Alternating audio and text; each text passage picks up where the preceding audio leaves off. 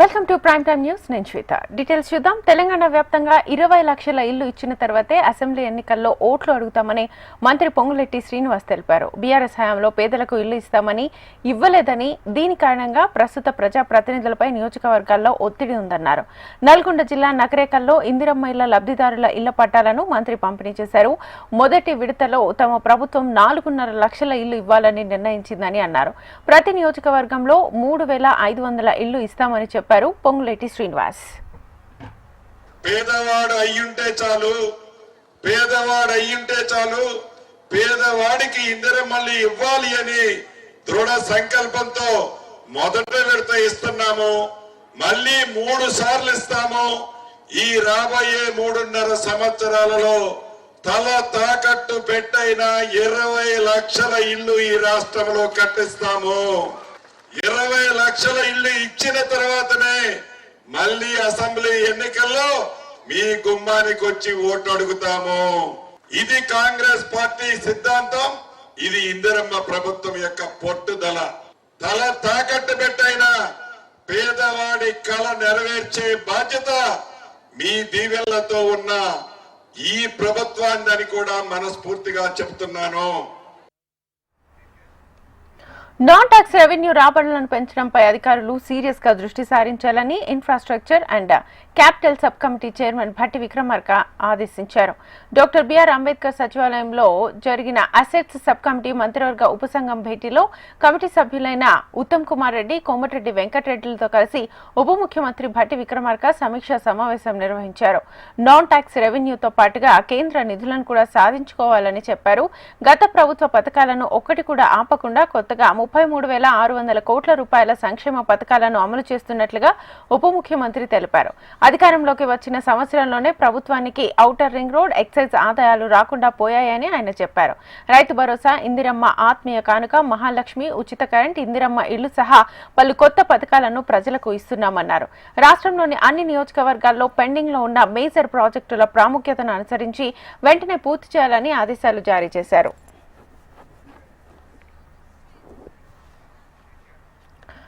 తెలంగాణలో గ్రామాల స్థితి, పంచాయతీ కార్యదర్శుల పరిస్థితి దయనీయంగా మారిందని మంత్రి సీతక్కకు బీఆర్ఎస్ ఎమ్మెల్యే హరీష్ రావు లేఖ రాశారు. గత ప్రభుత్వ హయాంలో గ్రామ పంచాయతీలకు ఇచ్చిన నిధులు, ప్రజాప్రతినిధులు, పంచాయతీ కార్యదర్శుల పనితీరు వల్ల తెలంగాణ గ్రామాలు దేశానికి ఆదర్శంగా నిలిచాయన్నారు. కానీ కాంగ్రెస్ ప్రభుత్వ హయాంలో నిధులు రాకపోవడంతో పంచాయతీ కార్యదర్శులు తమ సొంత నిధుల్ని ఖర్చు చేస్తున్నారని, ఆ బిల్లులు రాక ఆందోళనకు గురవుతున్నారని తెలిపారు. మాజీ సర్పంచులకు సైతం బిల్లులు పెండింగ్ లో ఉన్నట్లుగా పేర్కొన్నారు. స్థానిక సంస్థల నోటిఫికేషన్ వస్తే బిల్లులు రావడం మరింత ఆలస్యమయ్యే అవకాశం ఉన్నందువల్ల త్వరగా విడుదల చేయాలని కోరారు. ఈ మేరకు 6 డిమాండ్లను హరీష్ రావు తన లేఖలో ప్రస్తావించారు. గ్రామ పంచాయతీలకు సంబంధించిన నిధులను వెంటనే విడుదల చేయాలని, గతంలో చేసిన పనులను మాజీ సర్పంచ్లు, పంచాయతీ కార్యదర్శుల పెండింగ్ బిల్లులు విడుదల చేయాలన్నారు. అభయహస్తం మేనిఫెస్టోలో ఇచ్చిన హామీ ప్రకారం అవుట్ సోర్సింగ్ విధానంలో పనిచేస్తున్న పంచాయతీ కార్యదర్శులను జూనియర్ పంచాయతీ కార్యదర్శులుగా క్రమబద్దీకరించాలని డిమాండ్ చేశారు.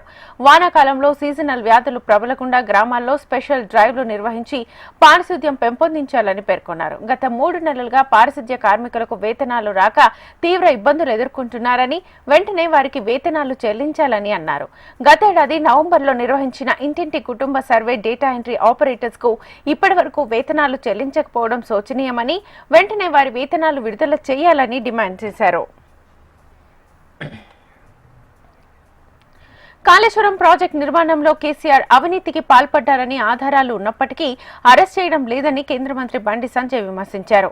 కేసీఆర్ కుటుంబానికి రేవంత్ సర్కార్ రక్షణ కవచంగా మారిందని ఆరోపించారు. కాంగ్రెస్ బీఆర్ఎస్ రూపాయి నాణానికి బొమ్మ బొరుసు వంటివని ఆరోపించారు. కాంగ్రెస్ బీఆర్ఎస్ కుమ్మక్కు రాజకీయాలు ప్రజలకు అర్థమయ్యాయన్నారు. కాళేశ్వరంపై రాష్ట్ర ప్రభుత్వం చేస్తోన్న విచారణపై తమకు నమ్మకం లేదని, సిబిఐ విచారణ జరపాలని డిమాండ్ చేశారు బండి సంజయ్. ఇప్పుడు తెలియదు, విషయం తెలియదుకుంటున్నారు. రాహుల్ గాంధీ గారు గతంలో వచ్చే చెప్పినట్టే ఆయన కూడా సేమ్ ఏటీఎం అని చెప్పిండు, సిబిఐ విచారణ జరపాలని చెప్పన్నాడు. ఇవాళ రేవంత్ గారి ప్రభుత్వం వచ్చిన తర్వాత వాళ్ళు విచారణ చేస్తలేరు, సిబిఐకి ఇస్తలేరు. ఫోన్ ట్యాపింగ్ కేసు కానీ, కాళేశ్వరం కేసు కానీ మీతో కాదు. ఢిల్లీలో ఎవరితో లాబింగ్ చేయాలో, ఎక్కడ మూటలు అప్పచెప్పాలో అక్కడ మూటా ముళ్ళే అన్ని కేసీఆర్ పై అప్పచెప్తున్నాడు. ఇది తూతూ మంత్రంగా మాత్రమే విచారణ కొనసాగుతుంది. నాకు తెలిసి అంతా ప్రజలు తెలుసు, ప్రజలు కూడా ఆచారం వ్యక్తం చేస్తున్నారు. ఇంతవరకు రేవంత్ రెడ్డి గారు సర్కార్ ఏర్పడిన తర్వాత, కాంగ్రెస్ పార్టీ ప్రభుత్వం ఏర్పడిన తర్వాత ఏ ఒక్క అవినీతి అక్రమాల మీద పూర్తి స్థాయి విచారణ జరిగిందా? సంవత్సరం దాటే మీరు ప్రభుత్వం ఏర్పడి ఏ ఒక్క అవినీతి మీద విచారణ జరిగిందా పూర్తి స్థాయిగా? అన్నిటికీ కమిటీ అన్నారు, అన్నిటికీ విచారణ అంటున్నారు. ఒక్క నివేదిక ఇంత రాలేదు, దీని మీద రాలే. కాబట్టి దీని మీద సిబిఐ విచారణ జరపాలి. రాష్ట్ర ప్రభుత్వం కోరాలి. ఈ రాష్ట్ర ప్రభుత్వం మీద మాకు నమ్మకం లేదు.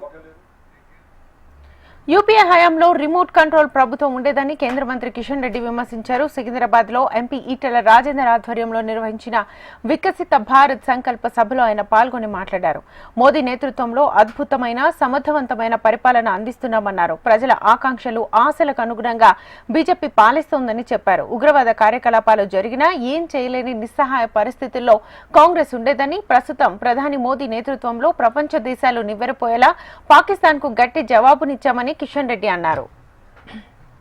సింగార్ ప్రధానమంత్రిగా ఉన్నప్పుడు రోజు ఉదయం పేపర్ చూసినా, టీవీ చూసినా, బ్రేకింగ్ న్యూస్ చూసినా, హెడ్లైన్ చూసినా ఒకటే వార్తలు. ఏ రకమైనటువంటి కుంభకోణాలు జరిగావు, ఏ రకంగా సుప్రీంకోర్టు లేకపోతే కంట్రోల్ ఆర్డర్ జనరల్, ఏ రకంగా పత్రికల్లో పతాక శీర్షికల్లో ఆ రోజు కాంగ్రెస్ పార్టీ హయాంలో అవినీతి కుంభకోణాలు జరిగాయి. అందుకే 2014లో జరిగినటువంటి ఎన్నికల్లో దేశ ప్రజలందరూ నిర్ణయించుకున్నారు, ఈ దేశానికి ఒక కీలుబొమ్మ ప్రభుత్వం ఉండకూడదు, ఒక కీలుబొమ్మ ప్రధాని ఉండకూడదు, ఈ దేశంలో ఒక అవినీతి ప్రభుత్వం ఉండకూడదు, ఒక నీతివంతమైనటువంటి ప్రభుత్వం కావాలి, సమర్థవంతమైనటువంటి నాయకత్వం కావాలి దేశానికి అని చెప్పి 2014లో మోడీ గారి నేతృత్వంలో దేశ ప్రజలందరూ కూడా ఎవరు ఊహించని విధంగా అద్భుతమైనటువంటి మెజార్టీతో నరేంద్ర మోడీ గారి నాయకత్వంలో బీజేపీని, ఎన్డీఏని గెలిపించారు. ప్రజలు పెట్టుకున్నటువంటి ఆకాంక్షలు, ప్రజలు పెట్టుకున్నటువంటి ఆశలు మనము విశ్వాసంలోకి తీసుకొని ఈ 11 సంవత్సరాలుగా పరిపాలన చేస్తున్నాం. ఈరోజు మోడీ గారిని అనేక రకాలుగా విమర్శిస్తారు. కానీ ఈ దేశంలో ఏ పార్టీ కానీ, ఏ పత్రిక కానీ, ఏ టీవీ ఛానల్ కానీ ఈ 11 సంవత్సరాలుగా ఏ ఒక్క రోజు కూడా నరేంద్ర మోడీ గారి ప్రభుత్వం అవినీతి ప్రభుత్వం అనో, నరేంద్ర మోడీ గారి ప్రభుత్వం ₹1 దుర్వినియోగం చేసిందనో ఏ ఒక్కరు కూడా ఈ దేశంలో విమర్శించలేదంటే దానికి నరేంద్ర మోడీ గారి నాయకత్వము నీతివంతమైనటువంటి నాయకత్వం అని చేస్తారు. బీసీ సంఘం జాతీయ అధ్యక్షుడు ఆర్ కృష్ణయ్యతో తెలంగాణ జాగృతి అధ్యక్షురాలు ఎమ్మెల్సీ కవిత భేటీ అయ్యారు. బీసీ రిజర్వేషన్ల ఉద్యమానికి మద్దతు తెలపాలని ఆర్ కృష్ణయ్యను విజ్ఞప్తి చేశారు. స్థానిక సంస్థల ఎన్నికల్లో బీసీలకు 42% రిజర్వేషన్లకు సంబంధించి బిల్లు పాస్ చేసి రాష్ట్రపతికి పంపించామని తప్పించుకునే ప్రయత్నం కాంగ్రెస్ ప్రభుత్వం చేస్తోందని మండిపడ్డారు. కేబినెట్ సమావేశంలో బీసీ రిజర్వేషన్స్ కు సంబంధించి జీవోను తీసుకొచ్చి స్థానిక సంస్థల ఎన్నికలను నిర్వహించాలని డిమాండ్ చేశారు కల్వకుంట్ల కవిత. పోరాటం చేస్తూ ఉన్నాం. అందులో ప్రధానమైనటువంటి అంశం 42% రిజర్వేషన్లు బీసీలకు ఇచ్చినాకనే లోకల్ బాడీకి వెళ్లాలనేటటువంటి అంశం. ఆ అంశం మీద ప్రధానంగా పోరాటం చేయడం జరిగింది. దాని ఫలితంగా అసెంబ్లీలో 2 బిల్లులు కూడా పెట్టి మరి పాస్ చేయడం జరిగింది.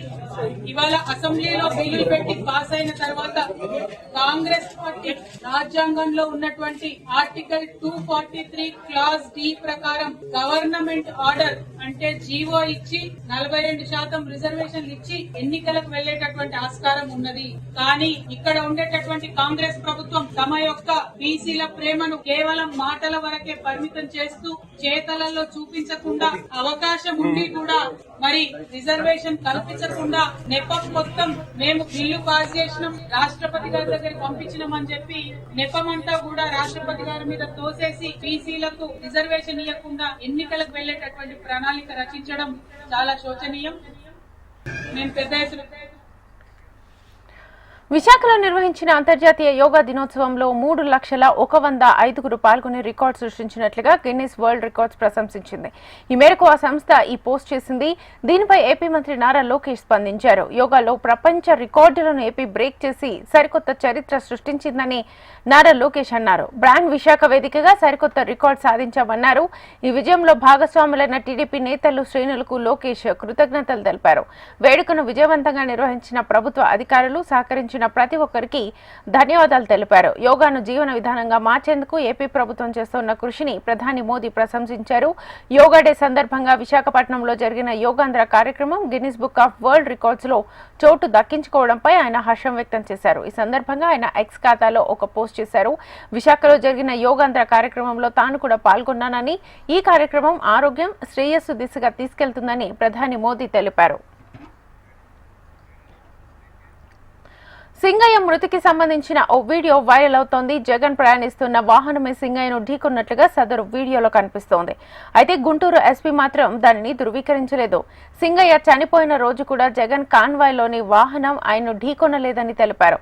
జగన్ కాన్వాయ్ వెనుక ఉన్న ప్రైవేటు వాహనం ఢీకొనడంతోనే సింగయ్య మరణించాడని తెలిపారు. అయితే తెలుగుదేశం పార్టీకి సంబంధించిన సోషల్ మీడియా అకౌంట్స్ మాత్రం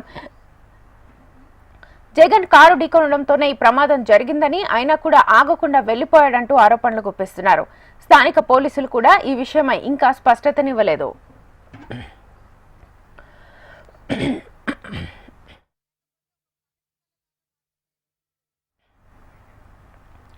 జగన్ వ్యక్తిత్వ హననం చేయడమే లక్ష్యంగా కూటమి ప్రభుత్వం పనిచేస్తోందని మాజీ మంత్రి అంబటి రాంబాబు ఆరోపించారు.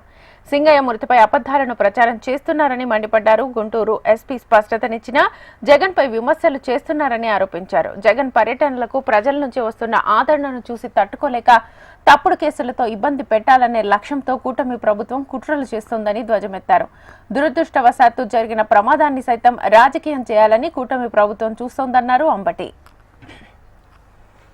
అంతా కూడా ఏదో ఒక విధంగా దీన్ని వివాదం చేయాలి అనేటువంటి ఉద్దేశంతో వాళ్ళు ప్రయత్నం చేశారు. ఏంటంటే కిరణ్ కుమార్ వెళ్ళి వాళ్ళని పట్టుకొచ్చాడని, ఒక 30-40 మందిని తీసుకొచ్చే ప్రయత్నం చేశాడని రాంచి దాని మీద సింగయ్య మృతుడి యొక్క భార్యను సంతకం పెట్టమని కూడా పోలీసులు ఒత్తిడి చేశారు. అప్పుడు కిరణ్ కుమార్, అక్కడ మా ఇన్ఛార్జ్ కిరణ్ కుమార్, అదేవిధంగా కోటేశ్వరరావు జడ్పీటీసీ వాళ్ళు అడ్డం తిరిగి వీళ్ళు చెప్పింది మీరు రాసుకోండి అని చెప్తే అప్పుడు గత్యంతరం లేని పరిస్థితుల్లో వీళ్ళు చెప్పింది రాసుకున్నారు తప్ప, లేకపోతే ప్రీ ప్లాన్డ్ గా రాసుకొచ్చారు. ఎందుకని రాసుకొచ్చారంటే పైనుంచి మాకు ఆదేశాలు ఉన్నాయని చెప్పారు. ఆ తర్వాత నేను వెళ్ళి కూడా వాళ్ళకి చెప్పాను, మీరు ఏమి చెప్పాలనుకుంటున్నారో అది వాళ్ళు రాసిన దాన్ని చదువుకొని మీరు సంతకం పెట్టమన్న తర్వాత ఆ చీలి సింగయ్య గారి భార్య, వారి బంధువులు కూడా చదువుకొని వారు చెప్పిందే రాసి ఇచ్చారు. లేకపోతే దానిలోనే ఎవరో ఒకరిని పెట్టాలనేటువంటి కుట్ర అప్పుడే ప్రారంభమైందని ఈ సందర్భంగా నేను చెప్పదలుచుకున్నాను. ఆ తర్వాత నాకు చాలా చిత్రం ఏంటంటే దీన్ని పెద్ద రాజకీయం చేయాలనే ప్రయత్నం చేస్తున్నారు. ఇవాళ అసలు ఇన్వెస్టిగేషన్ అథారిటీ అనేది పోలీస్ డిపార్ట్మెంట్ లాగా లేదు. జగన్ వాహనం కింద పడి సింగయ్య నలిగిపోయిన దృశ్యాలు భయానకంగా ఒళ్లు గగుర్పుడ్చేలా ఉన్నాయని ఏపీపీసీసీ చీఫ్ వైఎస్ షర్మిల అన్నారు. వైసీపీ బల ప్రదర్శనలకు, హత్యలకు జగన్ ఏం సమాధానం చెబుతారంటూ ఎక్స్ వేదికగా పలు ప్రశ్నలు సంధించారు. కారు కింద పడ్డారని చూడకుండా కాన్వాయ్ కొనసాగించడం ఏంటని నిలదీశారు. 100 మందికి పర్మిషన్ ఇస్తే 1000 మంది ముందు జగన్ చేతులొప్పడం ఏంటన్నారు. ప్రజల ప్రాణాలు తీసే హక్కు మీకు ఎవరిచ్చారని ప్రశ్నించారు. బెట్టింగ్ లో ఓడిపోయి ఆత్మహత్య చేసుకున్న వ్యక్తి విగ్రహ ఆవిష్కరణకు 2 బలిస్తారా అని మండిపడ్డారు. ఇదేం రాజకీయం, ఇదెక్కడి రాక్షస ఆనందమన్న వైఎస్ షర్మిల ఉనికి కోసం జనాలను టైర్ల కింద తొక్కుకుంటూ పోతారా అని అడిగారు. ప్రజల ప్రాణాలతో శవ రాజకీయాలు చేస్తారా అని ప్రశ్నించారు. కారు సైడ్ బోర్డు మీద నిలబడి ఒక నాయకుడిగా కాన్వాయ్ మూవ్ చేయించడం సబబేనా అని అడిగారు. ఇది పూర్తిగా జగన్ బాధ్యత రాహిత్యానికి అద్దం పడుతోందన్నారు వైఎస్ షర్మిల.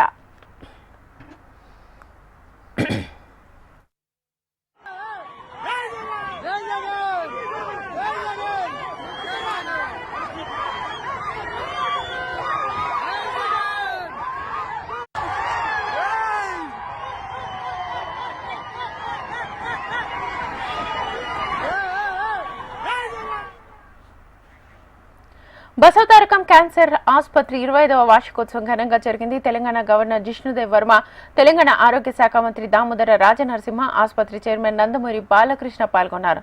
డబ్బు సంపాదించాలనే ఉద్దేశంతోనో లేక లాభాలు పొందాలనే ఆశతోనూ ఈ ఆసుపత్రిని ప్రారంభించలేదని ఈ సందర్భంగా బాలకృష్ణ తెలిపారు. అందరికీ మంచి వైద్యం అందించాలనేదే బసవతారకం క్యాన్సర్ ఆసుపత్రి లక్ష్యమని తెలంగాణ గవర్నర్ జిష్ణుదేవ్ వర్మ తెలిపారు. రానున్న కాలంలోనూ పేదలకు మెరుగైన సేవలు అందించాలని కోరుకుంటున్నట్లుగా తెలిపారు.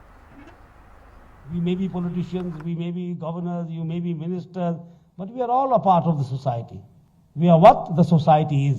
If the society is bad, we cannot be good. And if the society is good, we cannot be bad. That's why the mantra from the survey Bhavantu Sukhina. Happy, well-being, healthy citizens make a strong nation. And the institution like this help in creating that strong nation. No one should be denied treatment because of who they are or what they have. It was his bold vision to build a hospital that merged affordability with world-class excellence, not a commercial institution but a sanctuary of service. His message was clear. This is a hospital for the people. It must serve without a fear or favor. It must heal with dignity and excellence. No one. CM Revanth Reddy సహా మంత్రులపై BRS MLA పాడి కౌశిక్ చేసిన వ్యాఖ్యలకు నిరసనగా Congress party ఆందోళన చేపట్టింది. అందులో భాగంగా తెలంగాణ భవన్ ను ముట్టడించడానికి యత్నించారు. కాంగ్రెస్ కార్యకర్తలు పెద్ద ఎత్తున నిరసన తెలుపుతూ తెలంగాణ భవన్ లోకి దూసుకెళ్లడానికి యత్నించారు. పోలీసులు ఆందోళనకారులను అడ్డుకున్నారు. అనంతరం కాంగ్రెస్ కార్యకర్తల్ని చెదరగొట్టి పలువురిని అదుపులోకి తీసుకున్నారు. సీఎం బినామీలే అక్రమ మైనింగ్ చేస్తున్నారని, తెలంగాణ మంత్రులు ఇసుక దందాకు పాల్పడుతున్నారని వరంగల్లో కౌశిక్ రెడ్డి వ్యాఖ్యానించారు. ఇందుకు సంబంధించిన సాక్ష్యాలను తెలంగాణ భవన్ వేదికగా బయటపెడతామని కౌశిక్ రెడ్డి అన్నారు. దీంతో కాంగ్రెస్ కార్యకర్తలు ఆందోళనకు దిగారు. పహల్గాం ఉగ్రదాడికి పాల్పడ్డ ఉగ్రవాదులకు ఆశ్రయం కల్పించిన 2 కాశ్మీరీయులను జాతీయ దర్యాప్తు సంస్థ ఎన్ఐఏ అరెస్ట్ చేసింది. పహల్గాంకు చెందిన పర్వేజ్ అహ్మద్ జోదర్, బషీర్ అహ్మద్ జోదర్లుగా గుర్తించారు. పాకిస్తాన్ కేంద్రంగా పనిచేస్తున్న లష్కరే తోయిబాతో సంబంధం కలిగిన 3 సాయుధ ఉగ్రవాదులకు వీరు ఆశ్రయం కల్పించడంతో పాటు వారికి ఆహారం, ఇతర సదుపాయాలు కల్పించారని ఎన్ఐఏ వెల్లడించింది. దాడికి ముందు హిల్ పార్క్ ప్రాంతంలోని ఉగ్రవాదులను నిందితులు దాచి ఉంచారని దర్యాప్తు అధికారులు వెల్లడించారు. విచారణ సమయంలో పర్వేజ్, బషీర్ ఈ ఉగ్రదాడిలో పాల్గొన్న వారి గుర్తింపును వెల్లడించారని, వారు పాకిస్తానీ జాతీయులుగా నిర్ధారించారని దర్యాప్తు అధికారులు తెలిపారు.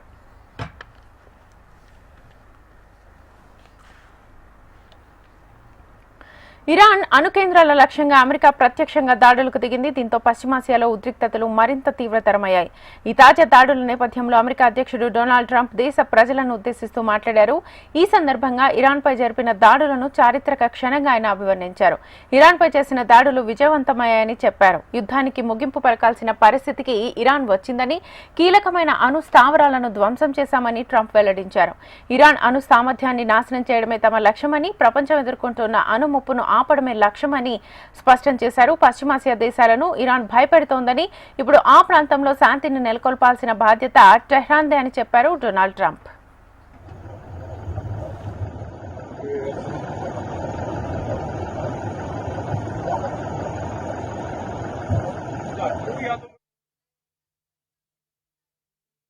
was the destruction of Iran's nuclear enrichment capacity and a stop to the nuclear threat posed by the world's #1 state sponsor of terror. Tonight I can report to the world that the strikes were a spectacular military success. Iran's key nuclear enrichment facilities have been completely and totally obliterated. Iran, the bully of the Middle East, must now make peace. If they do not, future attacks will be far greater and a lot easier. For 40 years, Iran has been saying death to America, death to Israel. They have been killing our people, blowing off their arms, blowing off their legs with roadside bombs. That was their specialty. We lost over 1,000 people, and hundreds of thousands throughout the Middle East and around the world have died as a direct result of their hate. In particular, so many were killed by their general, Qasem Soleimani. I decided a long time ago that I would not let this happen. It will not continue. Iran అణు కేంద్రాలపై సైనిక దాడులు Tehran అణు ఆశయాలను తుడిచిపెట్టాయని America రక్షణ కార్యదర్శి హెగ్సిత్ అన్నారు.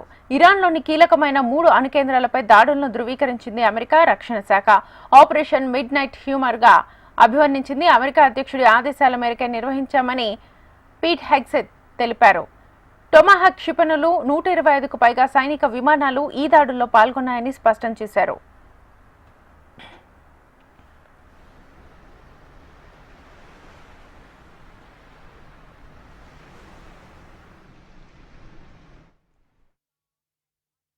Be ready when the President of the United States called. It took a great deal of precision, it involved misdirection, and the highest of operational security.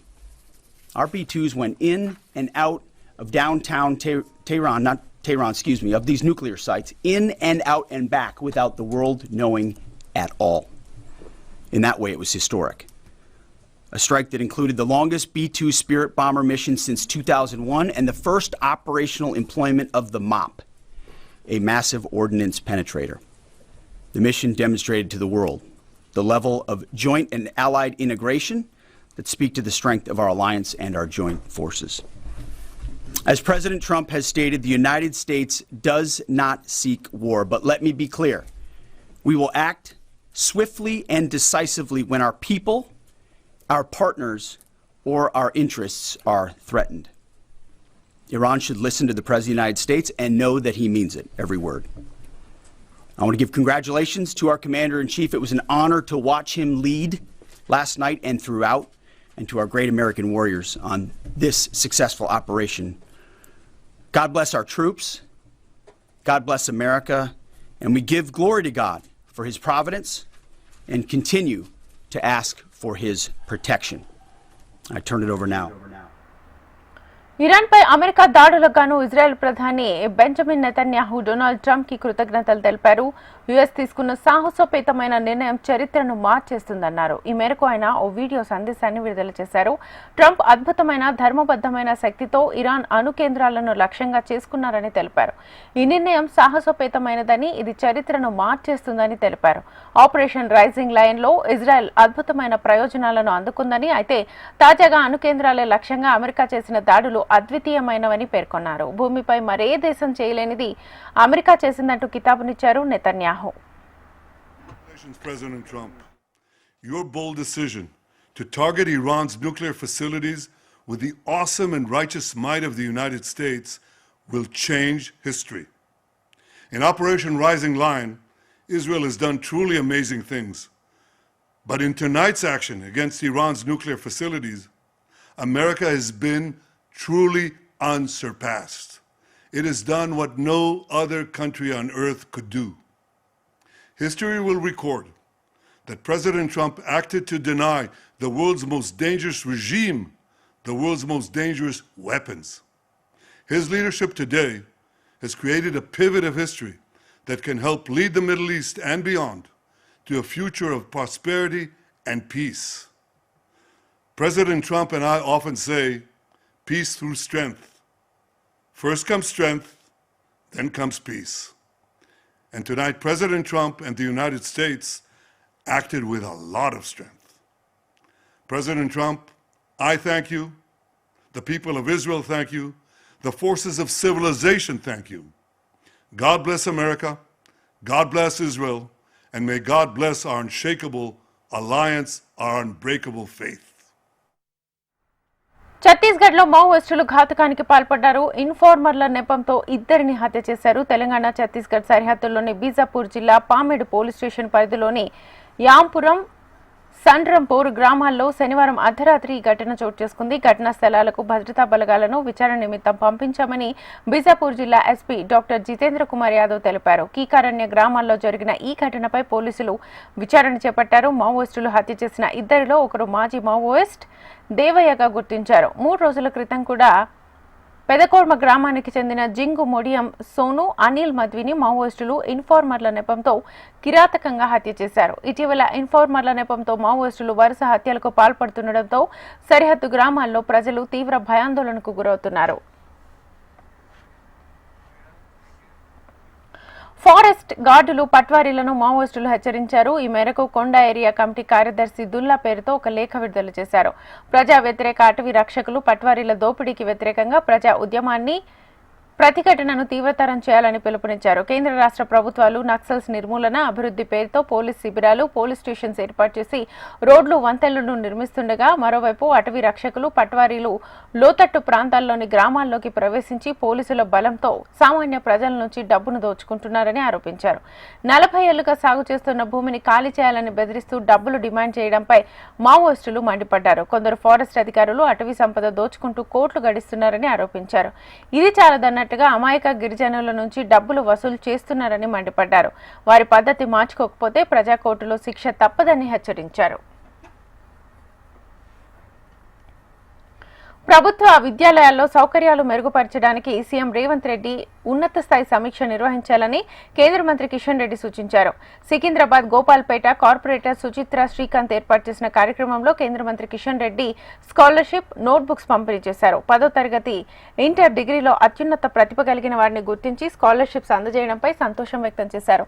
ప్రభుత్వ టీచర్లకు ప్రస్తుతం డిఏలు కూడా సరిగా అందడం లేదన్నారు. రిటైర్మెంట్ అయిన వారికి బెనిఫిట్స్ కూడా అందని పరిస్థితి ఉందని, ప్రభుత్వం ఈ విషయాలపై దృష్టి పెట్టాలంటూ కేంద్ర మంత్రి కిషన్ రెడ్డి డిమాండ్ చేశారు. అనేక స్కూళ్లలో సిబ్బంది కొరతగా ఉంది కాబట్టి ప్రభుత్వము ముఖ్యమంత్రి గారు వెంటనే ఈ యొక్క ప్రభుత్వ పాఠశాలకు సంబంధించినటువంటి విద్యా సంవత్సరం ప్రారంభమైంది కాబట్టి దీనిపైన ఉన్నత స్థాయి సమావేశం నిర్వహించి ఈ యొక్క పాఠశాలకు సంబంధించినటువంటి సమస్యలు పరిష్కారం చేయాలి. ముఖ్యంగా ఉపాధ్యాయులు అనేక రకాల సమస్యలు ఎదుర్కొంటున్నారు. రిటైర్మెంట్ అయినటువంటి ఉద్యోగస్తులకు రిటైర్మెంట్ బెనిఫిట్స్ అందడం లేదు.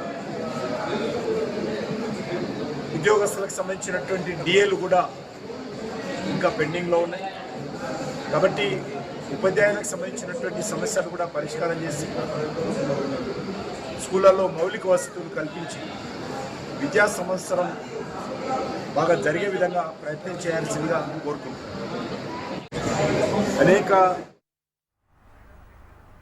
ప్రశ్నించే మావోయిస్టుల ఉనికి లేకుండా చేయాలనుకోవడం దారుణమని కొత్తగూడెం ఎమ్మెల్యే సిపిఐ రాష్ట్ర ప్రధాన కార్యదర్శి కున్నంనేని సాంబశివరావు అన్నారు. మంచిర్యాలలో జిల్లా మహాసభల సందర్భంగా ఏర్పాటు చేసిన సభలో ఆయన పాల్గొన్నారు. ఎర్రజెండాను చూస్తే బీజేపీ పార్టీ భయపడుతోందన్నారు. భూమి భుక్తి కోసం పోరాటం చేస్తున్న మావోయిస్టులను చంపాలనే ఆలోచనను దూరం చేయాలని కేంద్ర ప్రభుత్వ పెద్దలకు విజ్ఞప్తి చేశారు. కమ్యూనిస్టు భావజాలం ఉన్న మావోయిస్టులు అరణ్యాన్ని వీడి కలిసి రావాలని కున్నంనేని సాంబశివరావు పిలుపునిచ్చారు. ప్రభుత్వ విద్యాలయాల్లో సౌకర్యాలు మెరుగుపరచడానికి సీఎం రేవంత్ రెడ్డి ఉన్నత స్థాయి సమీక్ష నిర్వహించాలని కేంద్ర మంత్రి కిషన్ రెడ్డి సూచించారు. సికింద్రాబాద్ గోపాల్పేటలో కార్పొరేట్ సుచిత్ర శ్రీకాంత్ ఏర్పాటు చేసిన కార్యక్రమంలో కేంద్ర మంత్రి కిషన్ రెడ్డి స్కాలర్షిప్స్ నోట్బుక్స్ పంపిణీ చేశారు. 10వ తరగతి ఇంటర్ డిగ్రీలో అత్యున్నత ప్రతిభ కలిగిన వారిని గుర్తించి స్కాలర్షిప్స్ అందజేయడంపై సంతోషం వ్యక్తం చేశారు. ప్రభుత్వ టీచర్స్ కి ప్రస్తుతం డిఏలు కూడా సరిగా అందడం లేదన్నారు. రిటైర్మెంట్ అయిన వారికి బెనిఫిట్స్ కూడా అందని పరిస్థితి ఉందని, ప్రభుత్వం ఈ విషయాలపై దృష్టి పెట్టాలంటూ కేంద్ర మంత్రి కిషన్ రెడ్డి డిమాండ్ చేశారు.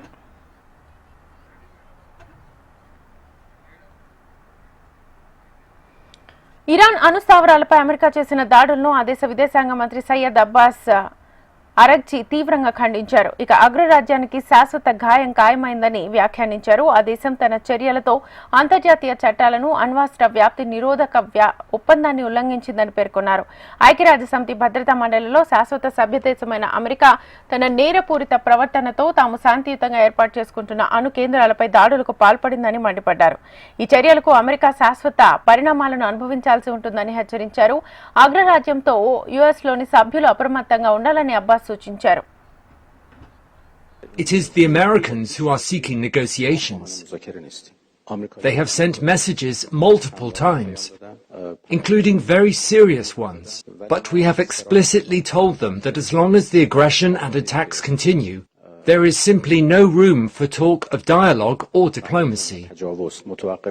We are in a legitimate state of self-defense, and this defense cannot and will not stop.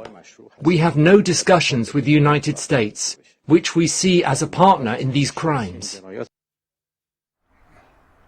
Iran భూగర్భ అణు కేంద్రాలపై అమెరికా దాడుల నేపథ్యంలో భారత ప్రధానమంత్రి నరేంద్ర మోదీ ఇవాళ ఇరాన్ అధ్యక్షుడు మసౌద్ పెజెస్కియన్తో ఫోన్లో మాట్లాడారు. ఇక ఇజ్రాయెల్ ఇరాన్ మధ్య ఘర్షణలు 10వ రోజుకు చేరిన తరుణంలో పశ్చిమాసియాలో పెరుగుతున్న ఉద్రిక్తతలను తగ్గించడంపై ఆయన మాట్లాడారు. ఇటీవలి ఉద్రిక్తతలపై ప్రధాని మోదీ తీవ్ర ఆందోళన వ్యక్తం చేశారు. రెండు దేశాలు తక్షణమే ఉద్రిక్తతలను తగ్గించడంతో పాటు చర్చల కోసం ముందుకు రావాలని పిలుపునిచ్చారు. ఈ విషయాన్ని ప్రధాని మోదీ తన ఎక్స్ ఖాతా ద్వారా తెలిపారు. ఇరాన్ అధ్యక్షుడు మసౌద్తో మాట్లాడినట్లుగా ప్రకటించారు. ప్రస్తుత పరిస్థితి గురించి వివరంగా చర్చించామని ప్రధాని మోదీ తెలిపారు. ఇటీవలి ఉద్రిక్తతలపై తీవ్ర ఆందోళన వ్యక్తం చేశామన్నారు. ఇరు దేశాల్లో శాంతి, భద్రత, స్థిరత్వాన్ని సాధ్యమైనంత త్వరగా పునరుద్ధరించడం కోసం చర్చలు, దౌత్య మార్గాల ద్వారా ముందుకు వెళ్లాలని సలహా ఇచ్చినట్లుగా ప్రధాని మోదీ తెలిపారు. ఇరాన్ అణు స్థావరాలపై అమెరికా దాడి చేయడాన్ని ఐక్యరాజ్యసమితి సెక్రటరీ జనరల్ ఆంటోనియో గుటెరెస్ తీవ్రంగా ఖండించారు. ఇరాన్పై అమెరికా దాడి చేయడం తమను ఆందోళనకు గురిచేసిందని అన్నారు. ఈ దాడి అంతర్జాతీయ శాంతి భద్రతలకు ముప్పు తెస్తుందని పేర్కొన్నారు. మధ్య ప్రాచ్యంలో నెలకొన్న ఉద్రిక్తతల తగ్గింపునకు యుఎన్ సభ్యత్వ దేశాలు కృషి చేయాలని ఆంటోనియో గుటెరెస్ పిలుపునిచ్చారు. సభ్య దేశాలు ఖచ్చితంగా యుఎన్ చార్టర్ నియమాలను పాటించాలని సూచించారు. సైన్యంతో ఉద్రిక్తతలను నివారించలేమని, కేవలం దౌత్యంతోనే శాంతి నెలకొంటుందని ఆయన పేర్కొన్నారు. ఇరాన్ ఇజ్రాయెల్ యుద్ధం నేపథ్యంలో Iran supreme leader Ayatollah Ali Khamenei బంకర్లో తలదాచుకున్నారని తెలుస్తోంది. శనివారం ఇజ్రాయెల్ చేసిన దాడుల్లో కొన్ని బంకర్స్లో ఆశ్రయం పొందుతున్న కీలక కమాండర్లు ప్రాణాలు కోల్పోయారు. మరోవైపు టెహ్రాన్లోని కీలక అణు స్థావరాలపై అమెరికా దాడులు చేస్తుండటంతో ఖమేనీకి ఇచ్చిన భద్రతను మరింత కట్టుదిట్టం చేసినట్లుగా తెలుస్తోంది. ఎటువంటి సిగ్నల్స్ కి అందకుండా ఉండడానికి ఆయన ఉన్న ప్రదేశంలో ఎలక్ట్రానిక్ కమ్యూనికేషన్లను పూర్తిగా నిలిపివేసినట్లుగా ఇరాన్ మీడియా వెల్లడించింది. భారీ భద్రత మధ్య అత్యంత సురక్షితమైన బంకర్లో ఆయన ఆశ్రయం పొందుతున్నట్లుగా తెలుస్తోంది. ఆయనకు అత్యంత సన్నిహితులైన 3 వ్యక్తులు ప్రస్తుత పరిస్థితులు, టెహ్రాన్ ప్రతిదాడుల గురించి ఆయనతో చర్చలు జరుపుతున్నట్లుగా తెలుస్తోంది.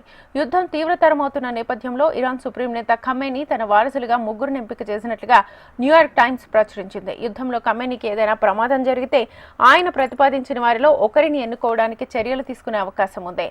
ఐఆర్జీసీలోని కీలక పదవులకు నియమించాల్సిన కమాండర్ల పేర్లను కూడా ఖమేనీ ప్రకటించినట్లుగా పేర్కొంది. ఇది ఇవాల్టి prime time news. Keep watching HM TV.